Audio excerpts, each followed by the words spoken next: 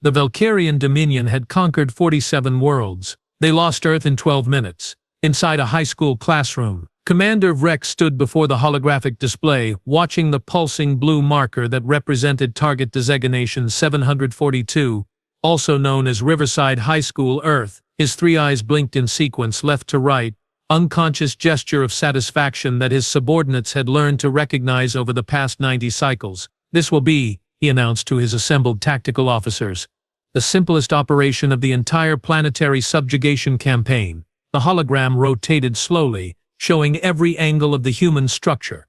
2 stories, rectangular design, approximately 800 juvenile humans inside.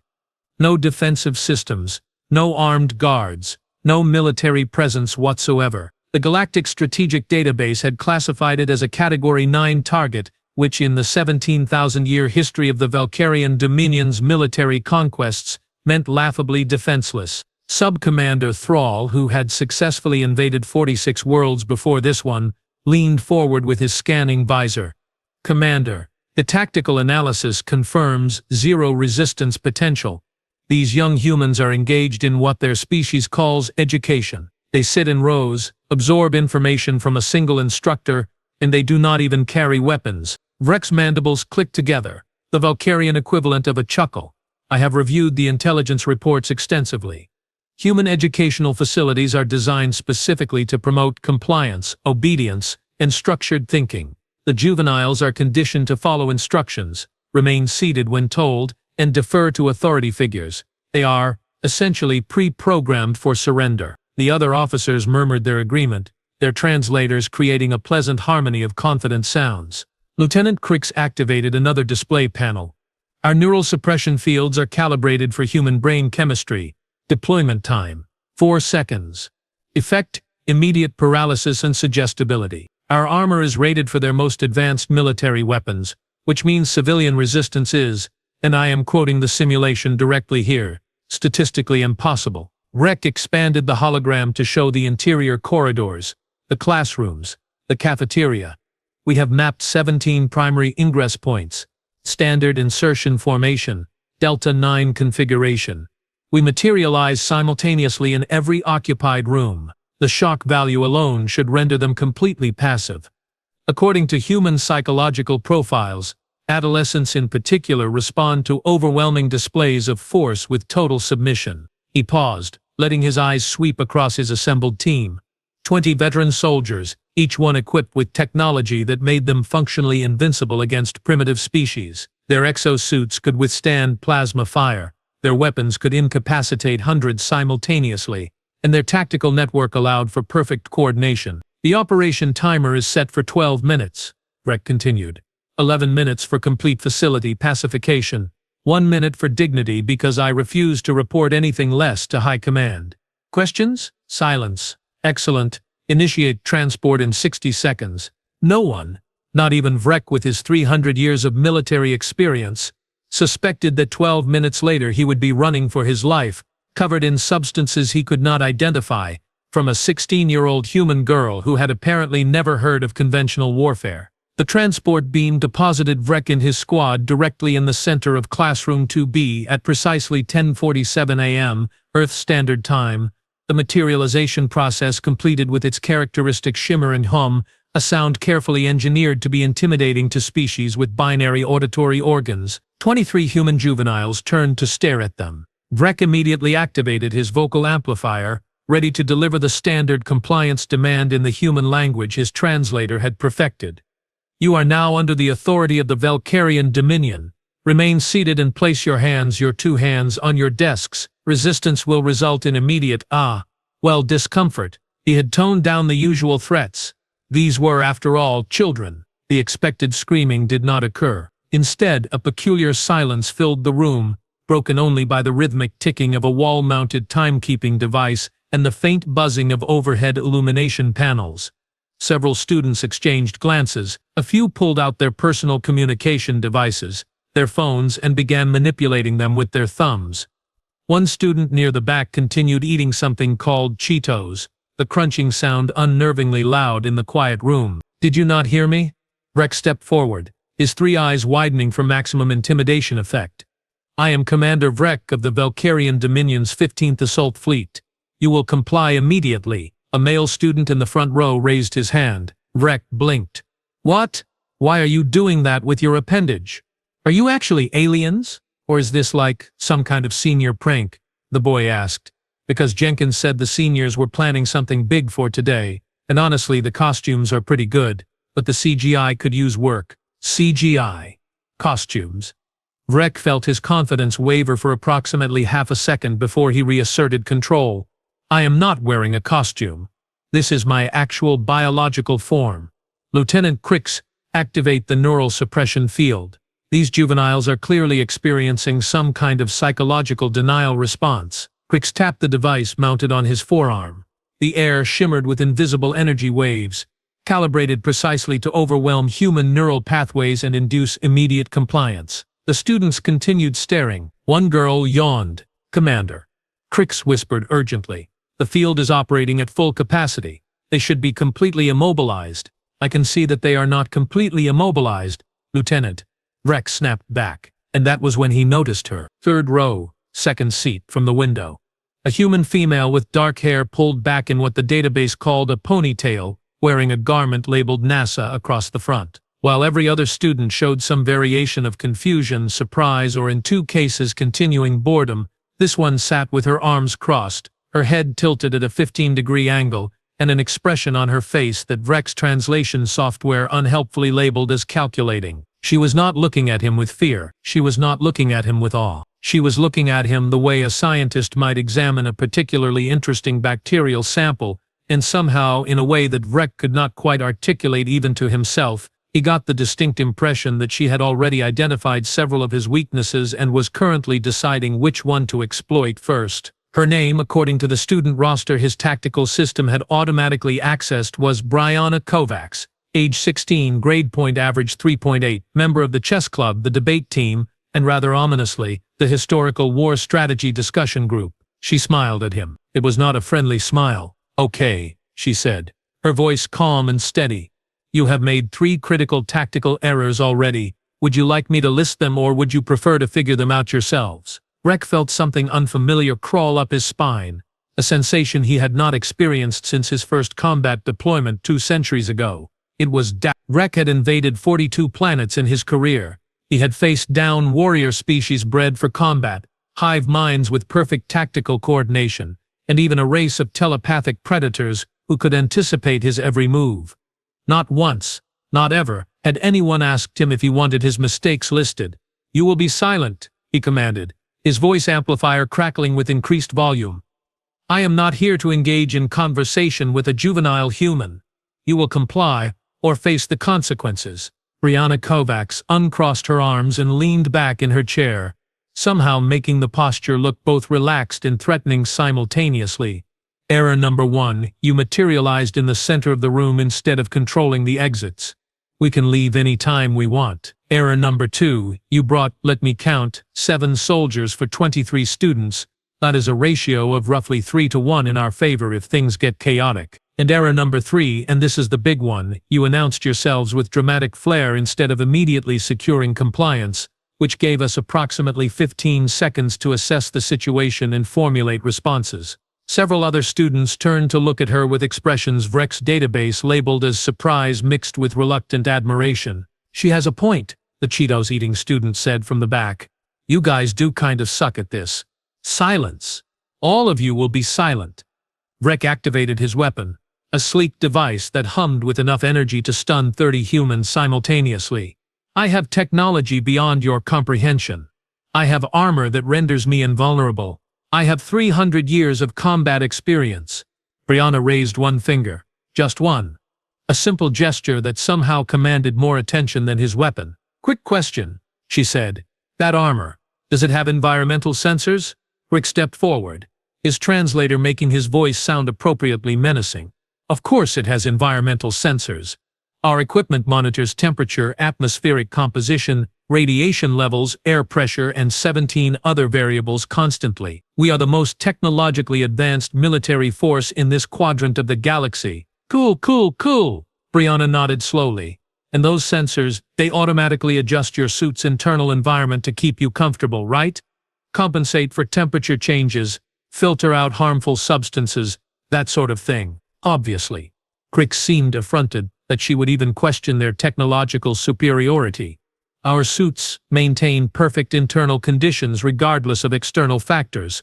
We could survive in a volcano or the vacuum of space. Neat. Brianna reached into her backpack, moving slowly and deliberately so as not to trigger a defensive response. She pulled out a small spray bottle, the kind humans used for personal hygiene products or cleaning supplies. Rex's tactical training kicked in. What is that device? Identify yourself and your weapon immediately. This? Brianna held up the bottle so everyone could see it clearly. This is just pepper spray. You know, capsaicin oloresen suspended in a propellant, completely harmless to humans when used externally, though it does cause temporary blindness and severe pain if it gets in your eyes. Standard self-defense item. My mom gave it to me for walking home after debate club. She paused, letting the silence stretch out for 3 full seconds. But here is the thing about environmental sensors that automatically adjust to compensate for atmospheric changes. If I were to say spray this in your general direction, your suit would detect a foreign substance in the air. And then, because your suit is trying to protect you, it would automatically increase air filtration and circulation to clear the contamination from your internal environment, which means it would pull the pepper spray into your suit, concentrate it, and basically marinate you in it while trying to filter it back out. Rex's 3 eyes widened in sudden horrified understanding. You would not dare, he said, but his voice lacked conviction. Brianna's smile widened. Error number 4. You gave a teenage girl from New Jersey a clear tactical advantage and then dared her not to use it. That was really, really dumb. She pressed the trigger. The screaming started immediately. And it was not from the humans. Commander Vreck had experienced pain before. He had been shot with plasma rifles, stabbed with molecular blades, and once, memorably, thrown into a pit of acid-spitting larvae on Cromath Prime. None of those experiences compared to the sensation of concentrated pepper spray being circulated directly into his respiratory system by his own armor's environmental controls. His optical organs felt like they were melting. His breathing passages constricted. His 3 eyes produced fluids at a rate his biology had never intended. He stumbled backward, crashing into Lieutenant Crix, who was experiencing his own personal nightmare as his suit helpfully distributed the capsaicin throughout his internal environment. Abort! Abort the environmental systems! Crix shrieked, his voice reaching frequencies that shattered 2 light fixtures. Manual override. Code Vexar Theta 9. But here was the problem with advanced automated systems. As Brianna had clearly anticipated, they did not immediately shut down when given verbal commands during crisis situations. They required biometric confirmation, secondary authorization, and a cooling-off period to prevent Sacchetan deactivation during combat. Standard safety protocols that now worked entirely against them. Through his streaming eyes, Vreck saw Brianna turn to address her classmates with the calm authority of a seasoned general. Okay, everyone. Listen up. Their suits are compromised for approximately 90 seconds based on standard military fail-safe protocols. That gives us a window. Danny, hit the fire alarm. Keisha, grab the fire extinguisher from the hallway. Luis, I need you to film everything because nobody is going to believe this otherwise. Everyone else, grab anything that can be thrown, sprayed, or otherwise weaponized. Move. The classroom erupted into organized chaos. The student she had called Danny bolted for the wall and slammed his fist into the red fire alarm box.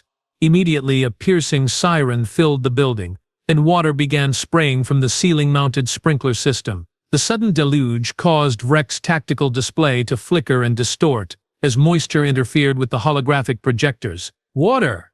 Why is there water? Thrall shouted from his position near the door, where he had been attempting to block the exit. Our intelligence said nothing about automated defensive water systems. That is not a defensive system, you idiot. Rex managed to gasp between coughs. It is a fire suppression system. They use it to prevent combustion-based destruction of their structures. Brianna had already moved to phase 2 of whatever plan her terrifyingly creative mind had formulated. She grabbed a textbook from her desk, a thick hardcover volume titled Advanced Placement World History, and weighed it in her hands with the practiced ease of someone who had thrown many objects in her 16 years of existence. Fun fact, she announced, her voice cutting through the chaos with unnerving clarity. Your armor might stop energy weapons and projectiles, but I am willing to bet it is not optimized for blunt force trauma from unexpected angles. Military designers always assume threats come from the front or sides. They never account for overhead attacks in indoor environments. She hurled the textbook in a perfect arc. It struck Thrall directly on top of his helmet with a solid thunk that resonated through his entire exoskeleton. The impact did not penetrate his armor, but it did trigger his suit's threat assessment system, which immediately activated his defensive shields. Those shields, designed to deflect energy weapons, created a localized electromagnetic field that interfered catastrophically with the magnetic locks in his boots. Thrall's feet lost contact with the floor. He began floating upward, spinning slowly. His arms windmilling uselessly as his own defensive technology betrayed him. "Oh, that is beautiful," the student named Luis said, his phone capturing every moment.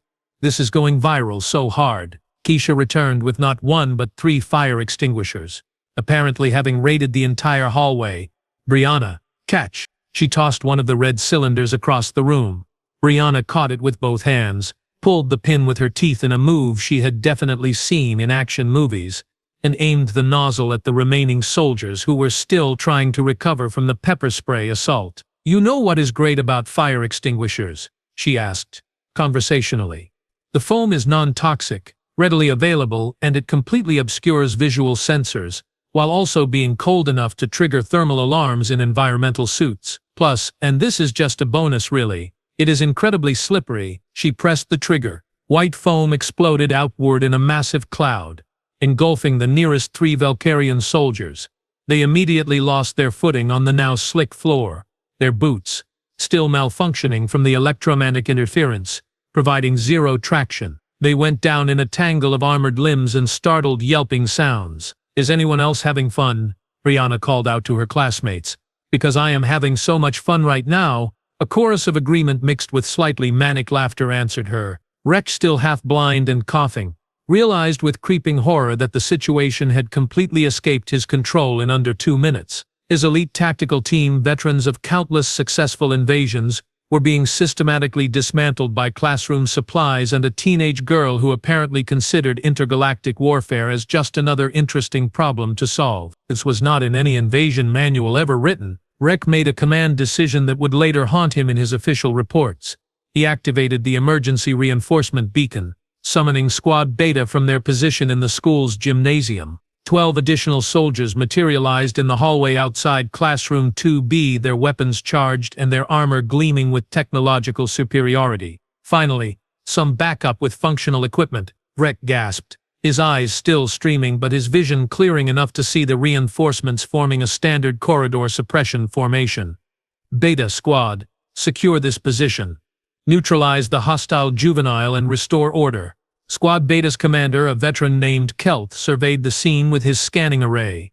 Water still poured from the ceiling, foam covered half the floor, and his tactical display showed 7 members of Alpha Squad in various states of incapacitation. His mandibles twitched in what might have been concern. "Commander Vrek, our sensors indicate the primary threat is a single human female, age 16, armed with, and I am reading this correctly, a spray bottle and a book. Do not underestimate her," Rek shouted. She is some kind of tactical prodigy. She weaponizes everything. She turns our own technology against us. With respect, Commander, she is one juvenile human." Kelth gestured to his squad. "We are 12 fully armed Valkyrian shock troopers. The mathematics are not complicated. Beta Squad, advance in staggered formation, activate kinetic barriers.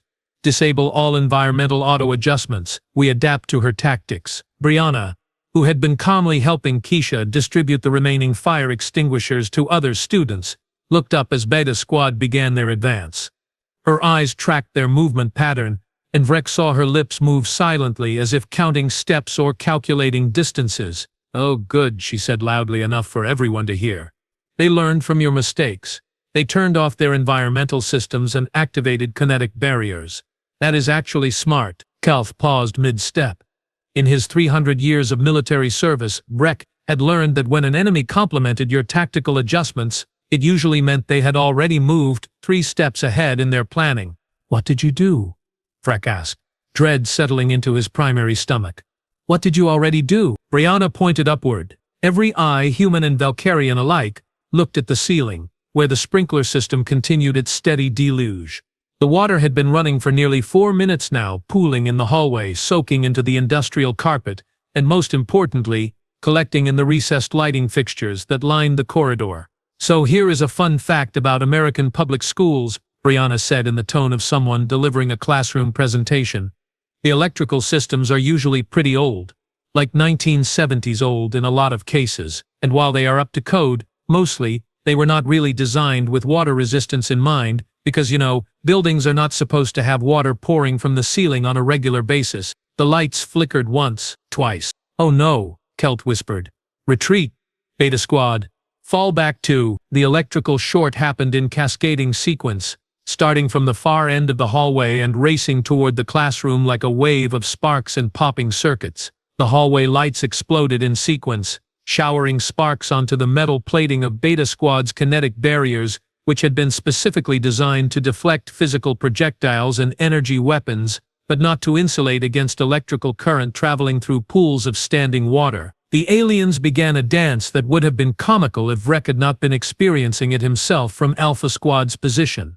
Their kinetic barriers, suddenly conducting electricity, created a feedback loop that sent jolts directly into their armor's power cells. The suits, detecting a massive power surge, automatically initiated emergency shutdown protocols to prevent catastrophic failure. 12 Valkyrian soldiers found themselves standing in darkness, in puddles of water, wearing several hundred pounds of now unpowered armor that had transformed from advanced military equipment into extremely heavy metal statues. "I cannot move," Kelt reported, his voice strangled with disbelief.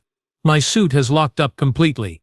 Emergency protocols have frozen all joint servos to prevent, oh, this is humiliating, to prevent user injury during power failure." "Yep," Brianna said cheerfully. "That is what I thought would happen. Military equipment always prioritizes user safety during system failures. It is good design philosophy, really. Just not great when someone deliberately causes the system failure in a tactically disadvantageous location." Danny had appeared at her side, along with several other students who now looked at her with expressions bordering on awe. "Brianna, that was insane. How did you know the lights would short out like that?" "I did not know for certain," she admitted.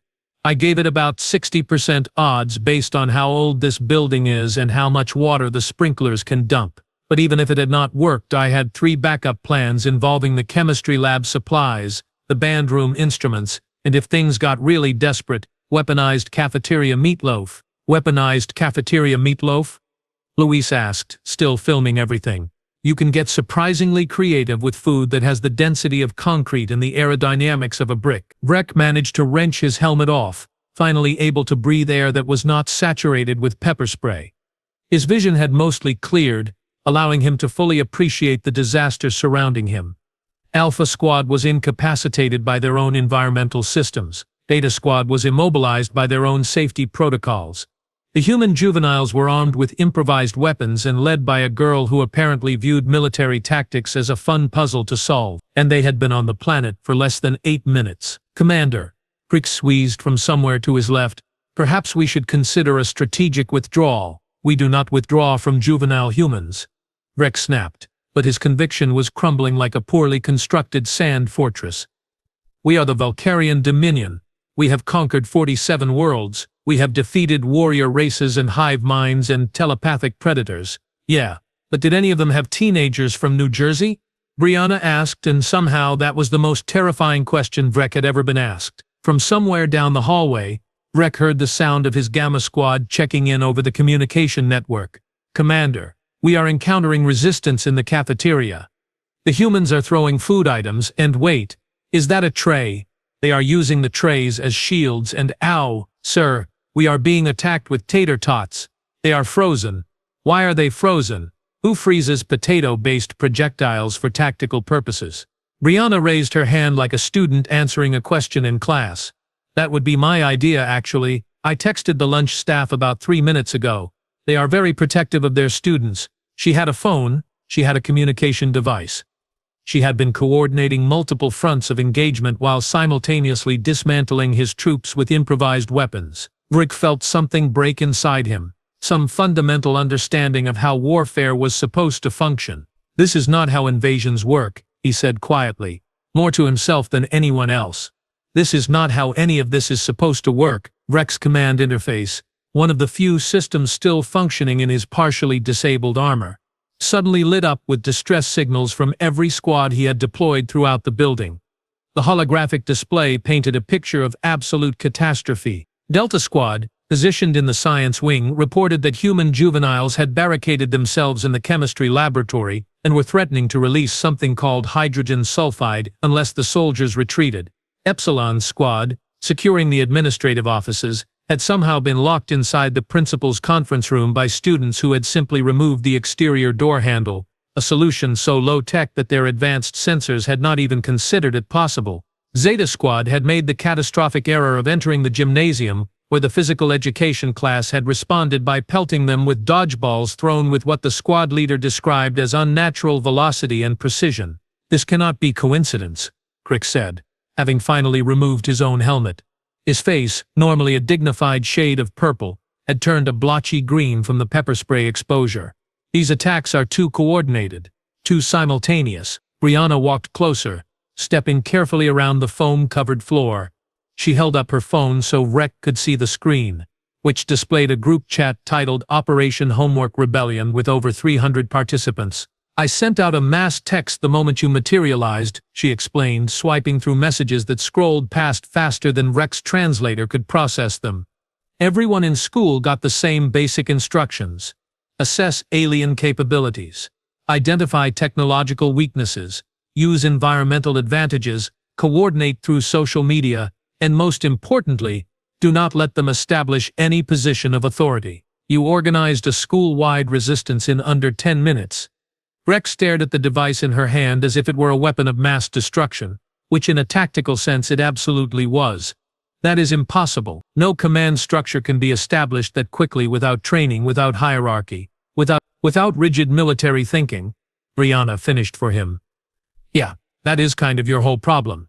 You assumed that because we are students in a school, we would respond to authority figures the way we respond to teachers and principals. But here is the thing about American teenagers. We are really, really good at coordinating chaos when we are motivated. We plan flash mobs, organize protests, and coordinate senior pranks that require the timing of a military operation. We just never had a reason to use those skills defensively before." She turned her phone around again, showing him a video that was apparently streaming live from the cafeteria. The lunch staff, a group of middle-aged women wielding industrial-sized ladles and serving spoons, had formed a defensive line in front of Gamma Squad. One woman, her name tag reading Gladys, was lecturing a 7-foot-tall alien warrior about trying to intimidate children while she brandished a metal spatula that looked like it had seen decades of service. "That is Gladys Martinez," Brianna said with obvious affection. "She has worked in this cafeteria for 28 years, raised 5 kids, and once made a grown man cry for complaining about her meatloaf. Your soldiers never stood a chance." Rec's communication system crackled with another incoming distress call. "Commander, this is Omega Squad in the library. We are trapped in the non-fiction section. The humans have created some kind of barrier using book carts and they are threatening us with a device called a stapler. They demonstrated its capability on a piece of paper and, sir, it was deeply unsettling. The precision, the efficiency, we require immediate extraction." "They are afraid of office supplies," Crick said flatly. "Our elite tactical units are requesting extraction because of office supplies. It is about psychology, not actual threat level," Brianna said. And now she sounded almost sympathetic, like a teacher explaining a difficult concept to a struggling student. "You trained your soldiers to assess threats based on technological sophistication and kinetic potential. You never taught them to deal with creative problem-solving, social coordination, or the kind of chaotic adaptability that humans, especially teenage humans, excel at. Your military doctrine is probably thousands of years old, refined through countless battles against species that think like you do. But we do not think like you do. We never have, and we never will." She gestured around at the chaos, the disabled soldiers, the water still dripping from the sprinkler system, the foam covering the floor, the sparking lights. "Every single thing you brought to this fight, we turned into a liability. Your environmental systems became gas chambers. Your kinetic barriers became electrical conductors. Your threat assessment protocols made you vulnerable to projectiles you did not consider dangerous. Your communication encryption was useless against 300 teenagers with phones who already knew how to coordinate through apps and group chats. Your armor made you slow. Your weapons made you hesitant to fire in a building full of children. And your absolute certainty that you would win made you blind to the possibility that you could lose. Rek felt his combat training, his centuries of experience, his entire understanding of warfare collapsing like a house of cards. She was right about all of it. They had brought advanced technology to fight primitive humans and never considered that technology could be a weakness rather than a strength. They had assumed compliance from juveniles who had been raised in one of the most rebellious cultures in the galaxy. They had prepared for conventional resistance and instead encountered weaponized creativity. So what now? He asked, his voice defeated. You have won. You have defeated a Valkyrian invasion force with pepper spray and fire extinguishers and frozen potato products. What are your terms? Brianna smiled, and this time it was not predatory or calculating. It was the smile of someone who had just aced a particularly difficult test. Now, she said, you leave. You go back to your ship, you tell your superiors that Earth is not worth the trouble, and you find somewhere else to invade. Preferably a planet where the inhabitants have not spent their entire evolutionary history figuring out increasingly creative ways to kill each other and then turning those same skills toward cooperation when threatened by outside forces. She paused, her expression growing serious. Because I promise you, Commander Vrek, if you think one high school was difficult, imagine what 7 billion humans could do if you actually made us mad. The extraction took 43 minutes. Which Vrek knew would become the most shameful entry in his entire military record. 43 minutes to gather his scattered forces, reactivate their equipment, and cordon a retreat from a single human educational facility that had not even been designated a priority target. The humans, showing what Vrek could only interpret as mercy mixed with mockery, had helped. Brianna had organized teams of students to assist the immobilized Beta Squad out of their locked armor, a process that required manual override codes that Vrek had been forced to provide while a student named Luis continued filming everything. The cafeteria staff had agreed to release Gamma Squad only after receiving a formal apology, which Kelth had delivered while standing in front of 17 phone cameras. Delta Squad had negotiated their own surrender with the chemistry students, trading their retreat for a promise not to release the hydrogen sulfide and also, inexplicably, help with someone's organic chemistry homework. The library squad had simply been left in the non-fiction section with a note taped to the door that read, "Think about what you did. Love." The library volunteers. Now, as Vrek stood in the school's front parking lot watching his soldiers materialize back to the ship one by one, each looking more defeated than the last, he tried to formulate an explanation that would not result in his immediate demotion. Thrall appeared beside him, having finally been freed from his magnetically compromised armor. "Commander, how do we report this?" The strategic database has no classification for defeated by educational institution. The closest category is defeated by primitive culture using superior knowledge of local terrain, but that seems insufficient given the circumstances. "We reported accurately," Vrek said, watching as the human juveniles gathered at the school windows, many still holding their improvised weapons, all of them recording the retreat with their communication devices. "We encountered an enemy force that utilized tactics and coordination methods outside our tactical parameters. We underestimated their capacity for creative problem-solving and their willingness to weaponize civilian infrastructure. You are going to tell High Command that we were defeated by children with pepper spray and fire extinguishers. I am going to tell High Command that we were defeated by a species that has spent 10,000 years refining the art of warfare against itself, and has apparently taught those skills to its adolescents through something called a public education system." Vrek felt very, very tired. "I am going to recommend that Earth be reclassified from Category 9 to Category 2, possible Category 1 depending on further analysis." Reeks, who had been running damage assessment protocols, looked up from his datapad with disbelief. "Category 1 is reserved for species with planet-destroying capabilities and galactic-level military infrastructure. Category 1 is reserved for species that pose an unacceptable risk to Valkyrian forces," Vrek corrected.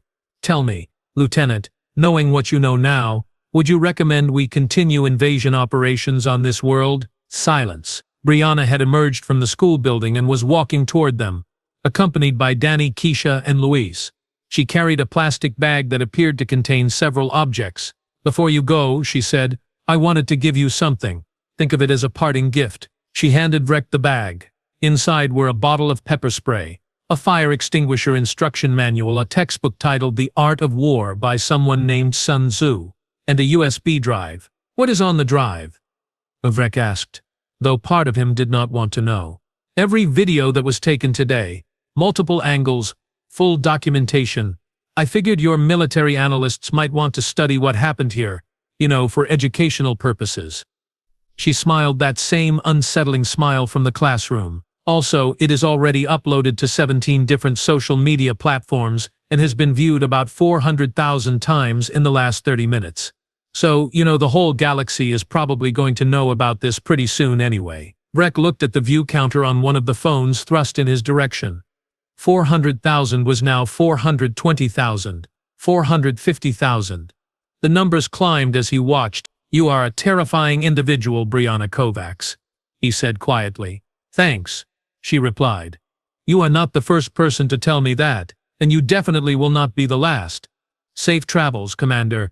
Maybe try invading a planet with less Wi-Fi next time." The transport beam activated, pulling Vrek away from Earth, away from Riverside High School, away from the worst military defeat of his 300-year career. As the materialization completed aboard his ship, he looked down at the plastic bag in his hands and realized that humans had not just defeated him tactically, they had ensured he would never, ever forget it. Commander Vrek sat in his command chair, staring at the communication console that would transmit his report to High Command. He had rewritten it 6 times. Each version sounded more unbelievable than the last. Finally, he activated the recording system and began. "High Command, this is Commander Vrek of the 15th Assault Fleet, submitting tactical assessment for Earth, Sol System, target designation 742. I am formally recommending immediate cessation of all invasion operations and reclassification of humanity to Category 1 threat level." He paused, knowing what came next would define the rest of his career. Reason for recommendation: human tactical doctrine is fundamentally incompatible with conventional warfare assessment. They do not fight like warriors. They do not organize like soldiers.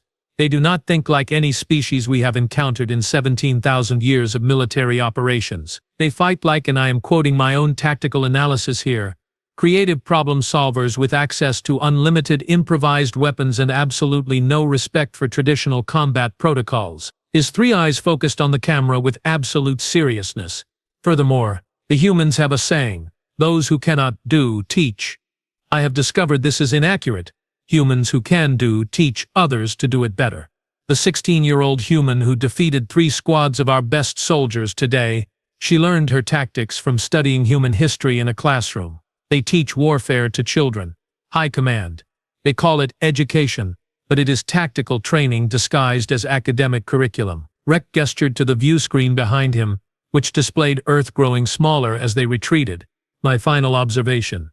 We have encountered species that are stronger, faster, and more technologically advanced than humans, but we have never encountered a species that looks at an invasion force and asks, 'How can I weaponize the sprinkler system?' That level of creative aggression, combined with their pack coordination and technological integration, makes them unsuitable for conventional conquest." He took a breath, preparing for the conclusion that would either end his career or save countless Valkyrian lives. "I am attaching full tactical documentation, including video evidence captured by the humans themselves, which they have helpfully distributed across their global communication network. I believe the current view count is 17 million and climbing. The title they have given the primary video is Aliens Try to Invade High School.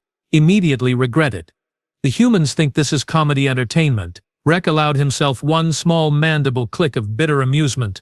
"They defeated us, humiliated us, documented the entire encounter for posterity, and turned it into a social media event, all before their midday meal period. High Command, with all due respect and 300 years of service, I formally request that Earth be placed on the permanent Do Not Invade list, and that we find a species that does not teach tactical doctrine to teenagers as part of standard education." He reached for the transmission button, then paused, remembering one final detail. "Addendum, the human female who orchestrated our defeat has requested that I quote her message exactly. She said, 'Tell your friends, This was just one school on one day with no preparation time. Imagine what we could do if you gave us a week and access to a hardware store. She then made a hand gesture that my cultural database indicates was simultaneously friendly and threatening, which seems to summarize human behavior quite accurately. Rek ended the transmission and leaned back in his chair, exhausted. On the view screen, Earth continued its peaceful rotation, completely unaware that one high school girl had just altered the course of an intergalactic military campaign with nothing more than pepper spray, a text, and the kind of tactical creativity that apparently came standard with human adolescence. Somewhere in that building, Brianna Kovacs was probably already back in class, taking notes on whatever subject came after lunch, as if defeating an alien invasion was just another item checked off her daily schedule. Rek shuddered. Humans were absolutely terrifying, and he was profoundly grateful he would never have to face them again. His communication console beeped with an incoming message. It was from High Command, response time impossibly fast. Vrek opened it with trepidation. The message contained 2 words, request approved. Below that, a second line, also, the video has reached 50 million views. The Supreme Chancellor is watching it now. He is not pleased. Rex slumped in his chair and wondered if there were any retirement colonies far enough away from Earth that he could pretend this entire incident had never happened. His console beeped again. Another message. This time from an unknown source on Earth. He opened it against his better judgment. It was from Brianna Kovacs. The message read, "Hey Commander, just wanted to let you know I got an A+ on my history presentation about asymmetrical warfare tactics. Used today as my primary example. My teacher wants to know if you would be willing to do a video interview for our class about military strategy mistakes. Let me know. Also, you left one of your soldiers behind. He was hiding in the janitor's closet. We gave him some pizza and called him a ride. His name is Blix, and he says to tell you he is filing for early retirement.